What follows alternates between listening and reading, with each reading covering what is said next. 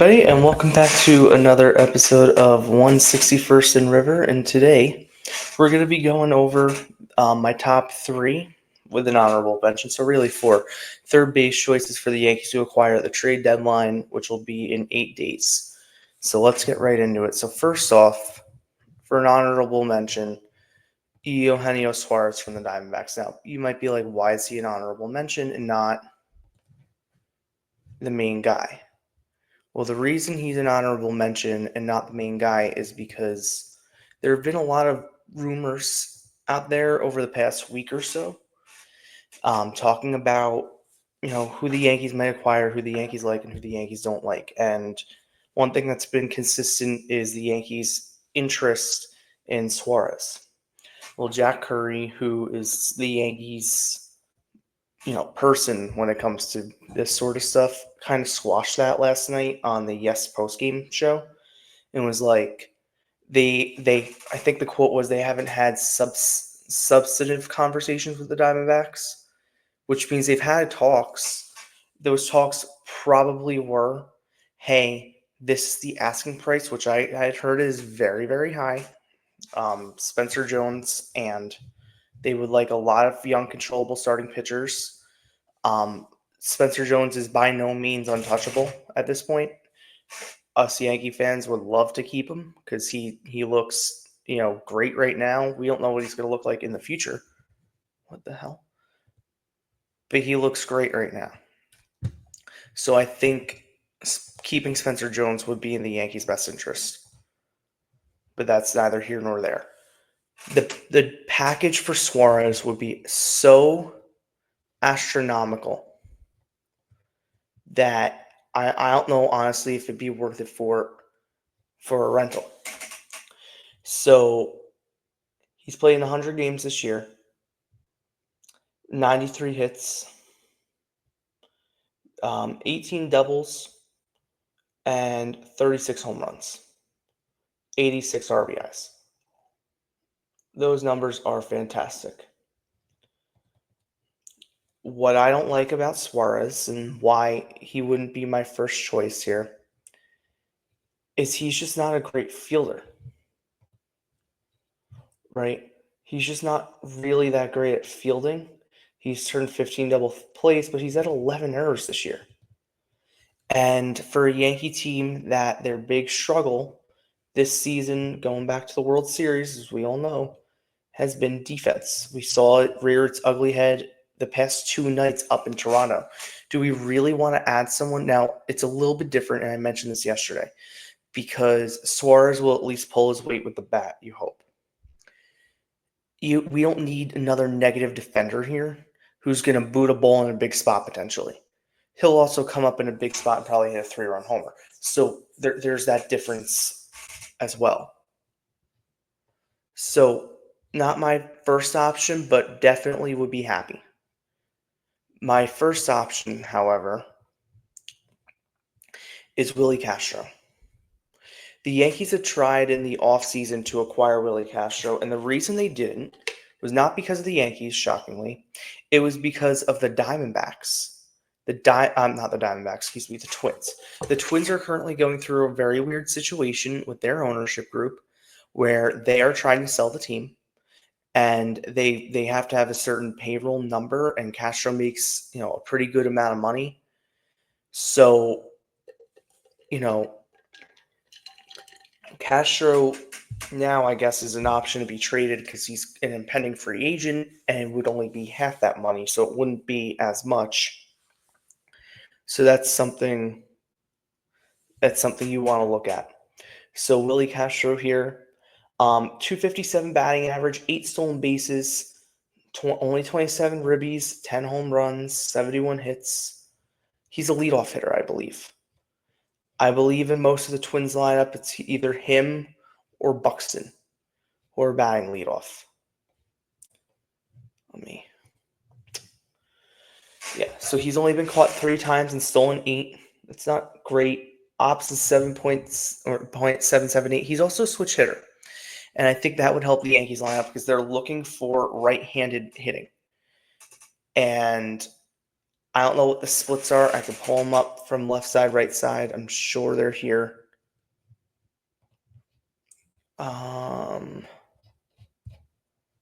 Stats, splits,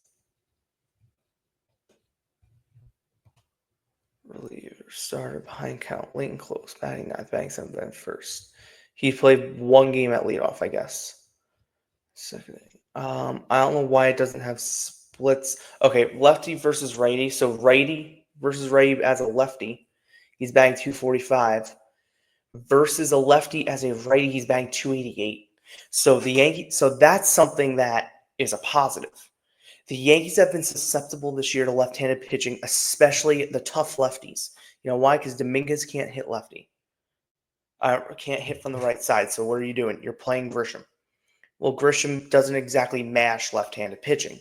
So to get someone like Castro in here, or that applies to Eugenio Suarez, to get someone in here who can hit lefty pitching at a 288 clip, on top of what Goldschmidt's done against left-handed pitching, on top of Bellinger, what he's done, what Stanton has started to do, what Judge is doing against everyone is just unbelievable. That would be great. You know, on base percentage, almost identical between the two. Wait, is that on base percentage? Yeah, slugging. He has a higher slugging percentage against. He has a much higher slugging percentage against left-handed pitching. That's a plus. The Yankees don't slug against left-handed pitching unless you're Stanton or Judge. You know, Bellinger might hit one out occasionally against a lefty. Other than that, they don't really slug a ton against left-handed pitching. I believe Wells has been a lot better with that this year, but that's not the end-all be-all. So those numbers from Castro are something you like, and his defense is pretty good. His defense is very good. If I can find fielding. His defense has been good. I don't know why it hasn't. Oh, I guess he pitched in a game this year. That's cool. Third base. He has played 12 games and 3 errors at third base. Why does this keep doing this? 12 games and 3 errors. That's not great. Now, what I want to know is when he was injured, maybe? Because that totally could be. That could be when he was hurt. And we'll certainly see. I don't know why this isn't working. There we go. Second base, he's been a lot better. No errors at second base in 41 games, 26 starts. You also have to look at this. Only 9 starts, 12 games, 72 innings, and 3 errors. That's not as bad. 73 innings and 3 errors and not getting regular reps there. If he were to come over here, he'd be there every day. He'd be getting more reps. Now, if it starts to rear his ugly head, then maybe you have to figure something else out. Maybe then that becomes the situation where Peraza or Vivas is still around. Probably Vivas is kept around a little bit longer and might have to come in defensively late in games, but that's something that we figure out down the road. So there's Willie Castro. That's a good option. Next, number 2, Michael Garcia. The Royals are trending every single day more and more towards we're selling and being sellers at the deadline.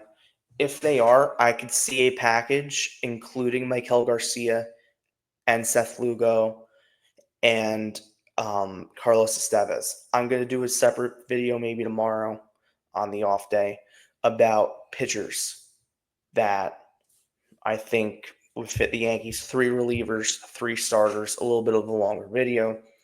But I think Michael Garcia would be a good fit. Now, obviously, him and Jazz are not really good friends. I'm sure that would change. He's batting 291 this year from the right side with a 346 on base. That's pretty good. You like that. I don't know if he'd be in the middle of the lineup. I don't know if he'd be at the top of the lineup. 8 home runs, 41 RBIs. I don't know where he's batted this season. I could check that in a second. Splits, regular season 2025. Let's see. Batting first. He's made 9 starts at the leadoff spot. He's banked 412 out of the leadoff spot this year. Now, they have Jonathan India as their primary leadoff hitter. I'm assuming he batted leadoff, in a spot where he was not there. But a 412 batting average and a 432 on base percentage, 529 slugging percentage, and a 961 OPS at a leadoff spot. I think that is a great move if you're looking for a leadoff hitter. Now, look, Trent Grisham's numbers have not been great from the leadoff spot. It doesn't, sound bad. It hasn't been good for him out of leadoff. It really has not. So to have a guy in leadoff, and look at it this way as well. We saw it the other day up in down in Atlanta. If you have, and we saw it last night with Rice. Those two have been really your leadoff hitters in Dominguez this year. But Dominguez isn't really getting a ton of time. I don't think he'll be in there today. But with Fried starting, they've shown that they like to really have a good defense in there today. So I wonder if Volpe's in there. It's a comment for a different day. But if we have Michael Garcia here, and you bat him leadoff as a right-hander who could hit against both right-handed pitching and left-handed pitching, right? He's batting .333 against lefty pitching this year. The Yankees need that in their lineup with a .560 slug. That'd be awesome. And a .943 ops. That's awesome. That's something the Yankees really could use in this lineup. And you know what? The numbers against right-handed pitching isn't too shabby either. 280. I think you take that every day. All right, ops dip. On base dips a little bit. 337, still respectable. 412 slug and a 749 ops. So the OPS is considerably lower, but against left-handed pitching, which he has a smaller sample size, albeit, you need him. You would need someone like him against a left-handed pitching, because that's what the Yankees have been susceptible to. So if the Royals are really selling, let's take a look at the contract here. If the Royals are really thinking of selling and want to make a trade, Michael Garcia is a guy.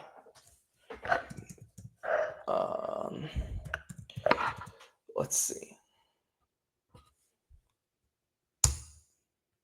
I don't know why it's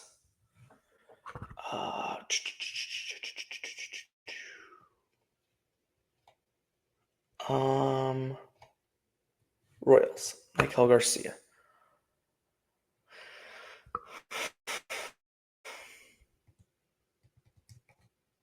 All right, here. Not making a ton of money. He might cost a lot because he's under control till 2029. Now, the reason I bring this up is he's under control until 29 is because John Morosi was on with Yankees Unloaded this morning, and he mentioned something in the short bit that I digested this morning. That the left side of the infield is such a question mark for the Yankees going forward. You bring in someone like Garcia, who's under control until 2030. You'd sign up for that any minute. You have him for 4 years after this year, so yeah, he's going to cost a little bit more. But if you're the Yankees, you got to do it. You can't just sit here and be like, all right, whatever. You got to make that move. If it presents itself, you have to make that move. You can't not make the move. I don't know why this keeps doing this. You have to make this move. In terms of payroll, he's not making a lot. He's arbitration 2 next year, or arbitration 1. This would be a very good move and very beneficial for the Yankees down the stretch and in the postseason. Now, he did play in the postseason last year. We can look at those numbers briefly. I'm sure I could see career, regular season, postseason. 6 games. Okay, he batted .318 in 6 games in the playoffs. No homers, 1 RBI, 1 walk, 5 strikeouts. And remember, this is against Garrett Cole twice. I believe he faced Burns, I'm assuming one of the games he faced Burns in. No extra base hits, though. So all 5 hits were singles. Or all 7 hits, excuse me. So, that might be something as well because he could put the ball in play, and I believe he has some speed. So that's something to look at. And my third and final, and this might be more of a long shot and a fever dream, but Ryan McMahon. McMahon is in Colorado. He's having a horrible, horrible year. He's batting .219. He did homer yesterday. He's having a bad year. He's a lefty. That's not really beneficial to what the Yankees need, but he's a very good third baseman defensively. And he has, a couple years left on his deal as well. Now, he has picked it up in his last 7 games. He's batting .280. Maybe really trying to show himself off.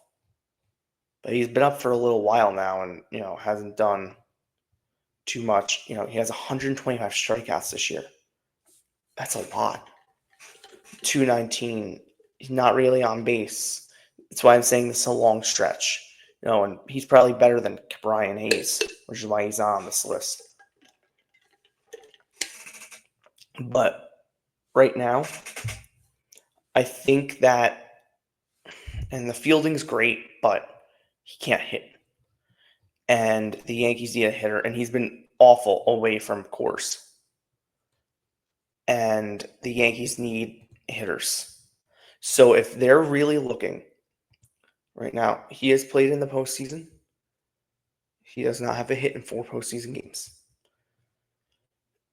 If we're right now looking at what the Yankees need right now, look at this. He's batting .189 on the road, .253 at course.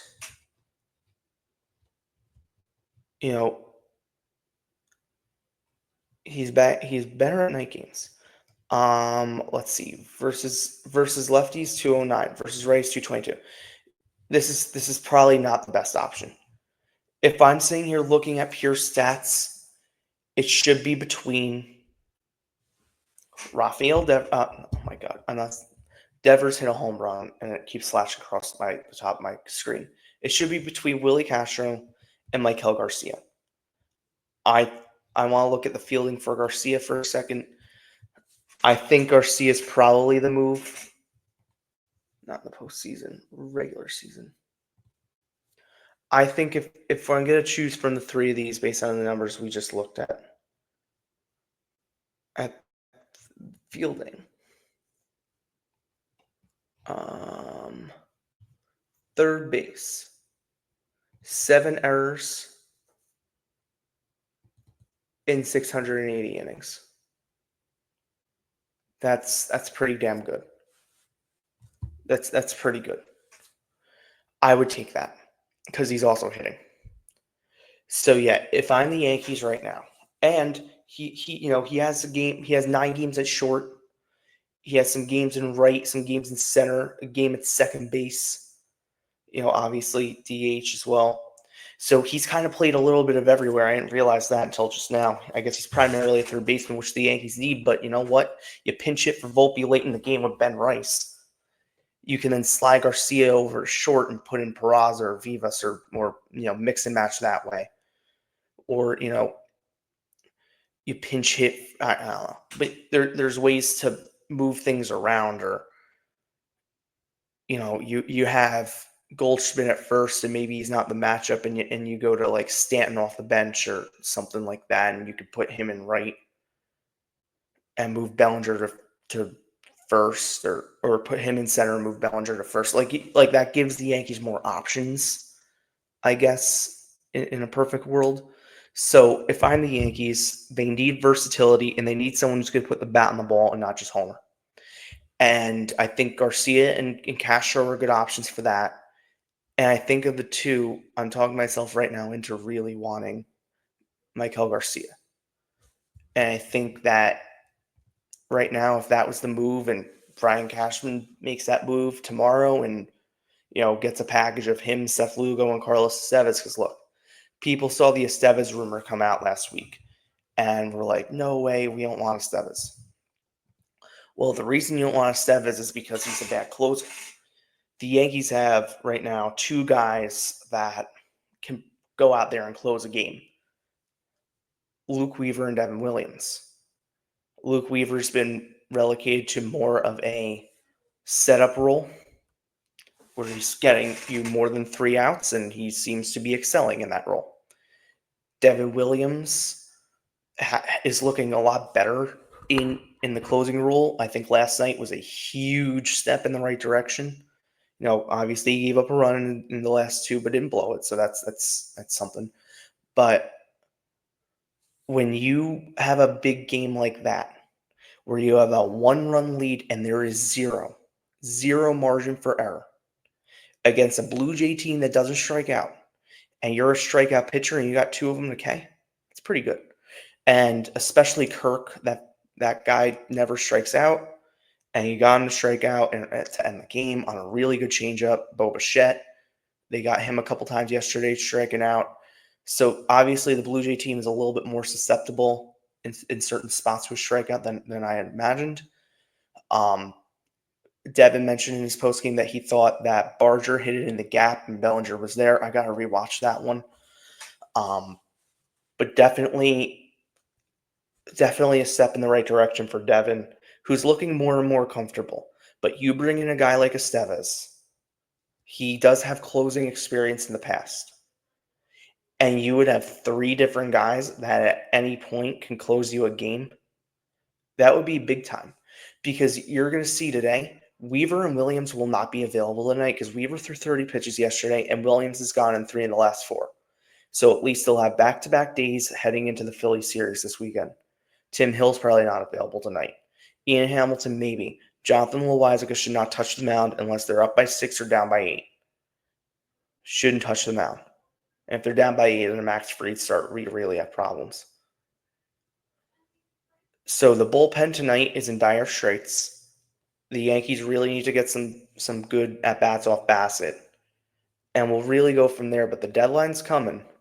It's coming next week. And, Susan Waldman was on WFAN a few minutes ago, right before I came on, and was like, they're going to get someone for third.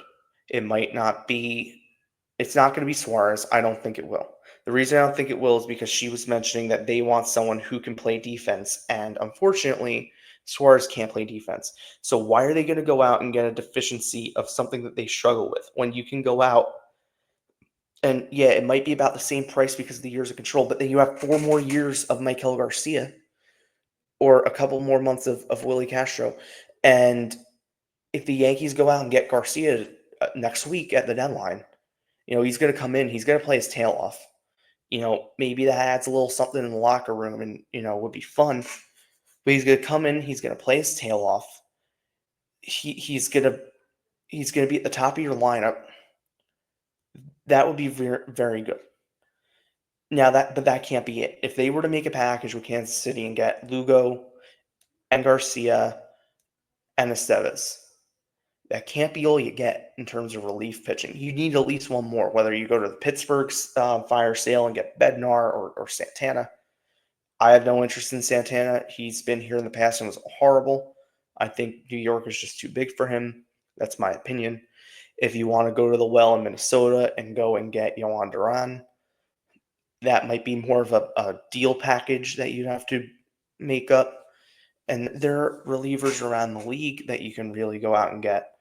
And people never like this, with Luis Gil coming back, I doubt they trade Will Warren, and I don't think want to trade Cam Schlittler, and they shouldn't based on what we've seen.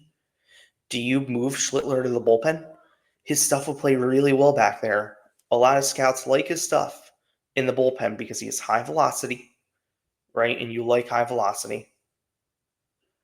You like that he can strike guys out in the back end of the bullpen, and he kind of has that mentality, and you could see it in the way he carries himself in his post games, to have that. And if you can kind of groom him down the stretch right now of in a pennant race and in that environment, he could be a really valuable setup man, high leverage, even closer in the future. I mentioned before Devin Williams and Luke Weaver have locked a lot of innings this year, and they're both free agents after the season. Now, if I'm the Yankees, I'd probably bring back Weaver over Williams. He's had a lot more success in New York, and we know he can do it in the big moments in the playoffs. We saw it. So now we go into this, and we have a quote from Matt Quatraro, the manager of the Royals, about the deadline and Seth Lugo specifically, in quotes, his name is prevalent, especially here. They're in the Chicago against the Cubs. I'm aware of that. We talked about the opportunity. We talked about it openly, excuse me. Understanding we like what we have here. We believe if we can string together some good games, we can get back in this thing. I will throw some perspective into that. The Royals are in fourth place in the AL Central. They are not playing good baseball at all. They lost yesterday in like pretty pathetic fashion. They're 49 and 53. They're 11 back of their division. Where are they in terms of wild card? The wild card. Wild card. They currently sit 4.5 back. They'd have to jump over 1, 2, 3, 4, 5 teams, including 3 in their division, to get to a wild card. So right now the postseason picture has Detroit, Houston, and Toronto as your AL leaders. Toronto and Houston currently tied. Then the Yankees have the top wild card. Seattle by 2 games on Seattle. Then it's Seattle. Then it's Boston. Boston's only up a half a game on Tampa Bay. They're 1-4 coming out of the All-Star break. They lost last night on the other night on a catcher's interference on a walk-off. That was kind of funny. So you're looking at this, and it's like, all right, the Red Sox should be adding, so they're going to get better. And you have 7 games against them down the stretch: 4 at Yankee Stadium, 3 at Citi Field, 3 at Fenway Park. I see Citi Field is the Mets score. Then you have games against other teams in the wild card. Tampa Bay, you have a big series against them next week. You are 4.5 games up on them. So, if you can maintain that, if the worst happens, which it shouldn't, you should be able to handle the Tampa team. And you can really knock them into a position where it's like, all right, let's put all of our chips in selling. You would like that. Then you have Texas, you play for 3 in the second half. Actually, they play them next week, in a week, as the Mets are really pouring it on Anaheim right now. Who is the next team on this list? We don't play them. We play 6 against the Twins, which the Yankees dominate. They play Baltimore a lot in September. They play the White Sox a lot in late August and September. And they play Houston a lot over the next few weeks and Detroit a lot over the next few weeks. So if you're able to bring in a bat that can make things happen, and I think Garcia would be the leadoff hitter if you brought him here, Castro as well, that's what you got to do. I'm going to end it here. I'm going to do an episode tomorrow or Friday on trade targets for pitching. So thank you so much. Please subscribe and have a great day. Let's go Yankees.